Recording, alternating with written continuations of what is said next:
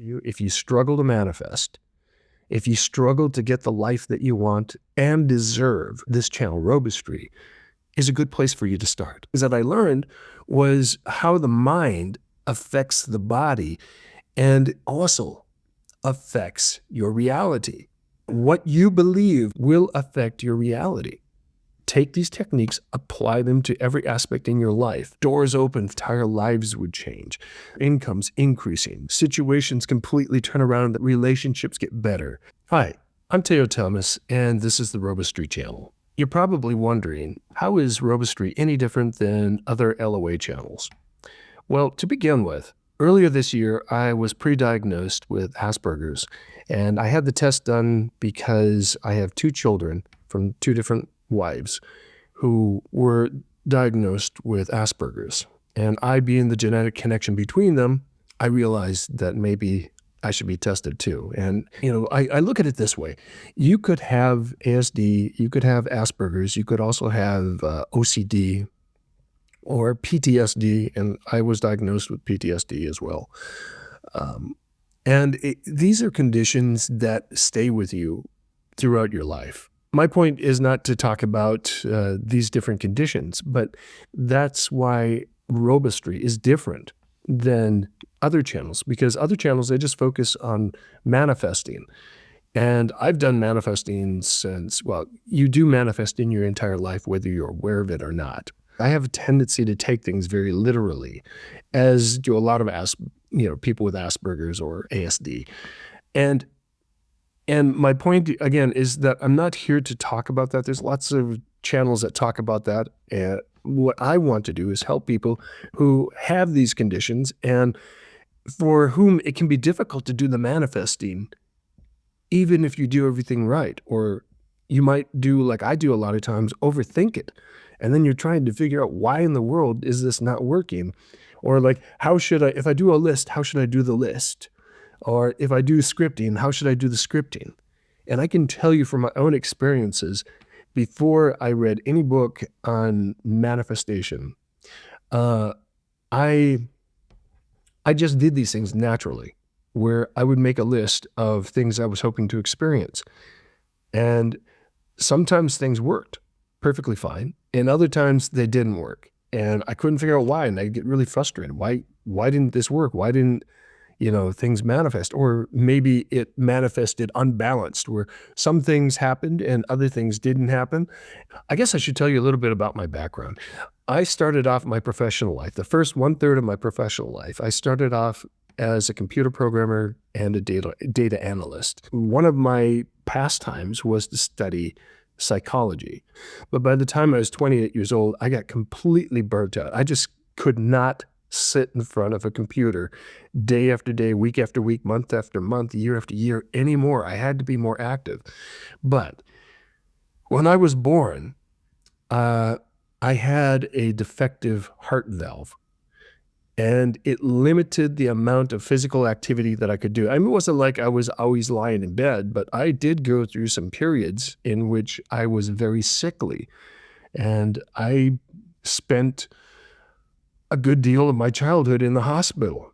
The doctors had predicted that if I didn't get my heart valve replaced, and it hasn't been replaced, that I probably wouldn't live very long beyond the age of 25.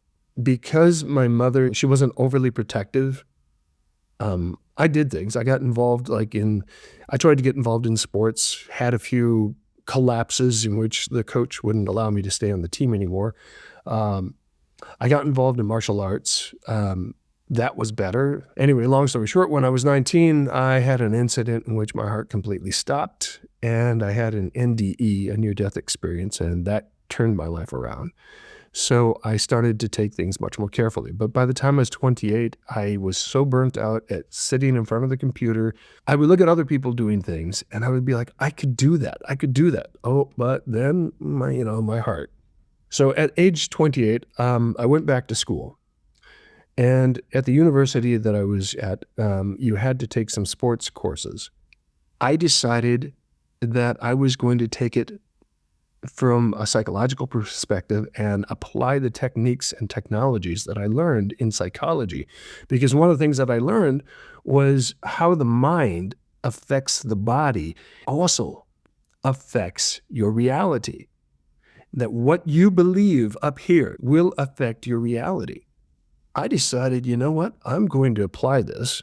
And I took the most difficult course I could have possibly taken, which was a weightlifting course. Now, I was so out of shape at the time, and my waist was larger than my chest. And everybody who knew me, all my friends and classmates, they laughed when they heard I was taking the weightlifting course.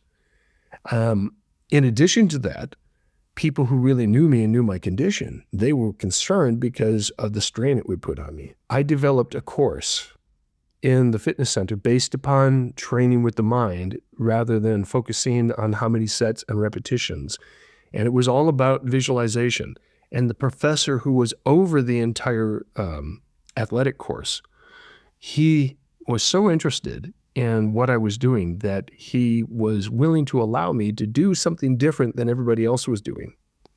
And in 6 months' time, starting in January that year until June, I had reshaped myself so much that friends who had known me and hadn't seen me in that 6-month time, they didn't recognize me because I had become such a different person.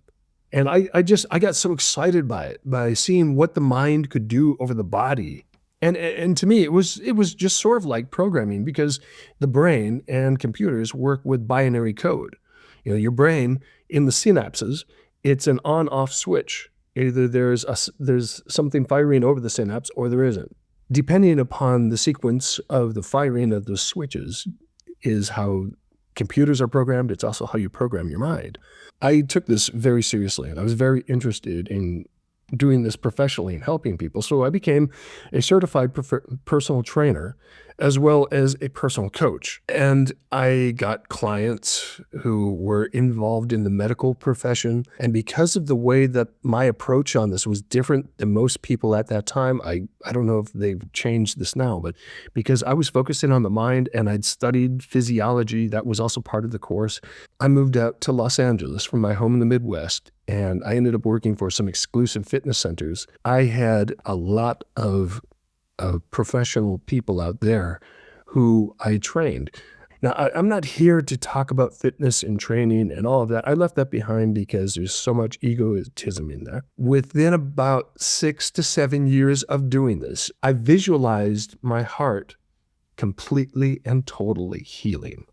Now, this is a crucial thing because according to everything that the doctors had told me from the time my earliest memories until the last time I saw a doctor regarding my heart, which was in my early 20s, they told me it would never heal. And if it did heal, it would never be complete, and I would have scar tissue and other things. In my mid to late 30s, I had to have an operation. Before the operation, the doctor, had to know about all of my physical conditions, and I told him about the heart condition I had, and he found it impossible to believe, simply because I didn't look like somebody who would have that condition, because you wouldn't be able to train the way that I had trained to get into that healthier physiology if you had that condition. He ordered my records from the hospital where it was actually part of a university where they had all my records from birth until the last time that they saw me when I was in my early 20s. In the meantime, they did I forgot what kind of a imaging scan it is, but it's a 3D imaging scan that they can do of your heart. They did like multiple things. They did an EKG and electrocardiogram and other things because they needed to make sure that I could go through the surgery. And that was done by the top cardiologist of this hospital in Los Angeles. My surgeon and the cardiologist both called me in. And the first thing that the surgeon said to me is, he shows me this stack about this high of documents on his desk. And he goes, "Do you know what that stack is there?" And I had no idea. I just said, "Well, it's medical records, obviously." He goes, "Yeah, those are your medical records on your heart." And he said, "This is the cardiologist who did the 3D scan of your heart." The cardiologist says, Mister, you are the closest thing I've seen to a miracle. He said, we did all of these scans on you, but especially that three-dimensional one.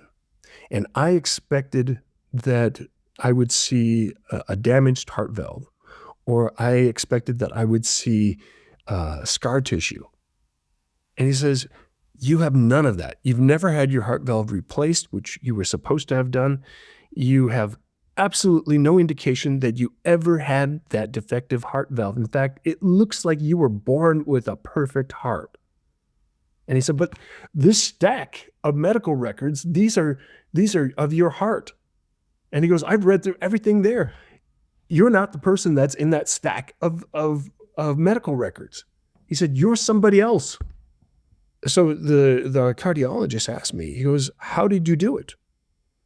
And I said, well, when I was 28, I got burnt out on computer programming. I had been studying psychology as a pastime, just curious how the brain functions. And, I figured someday it would come in handy.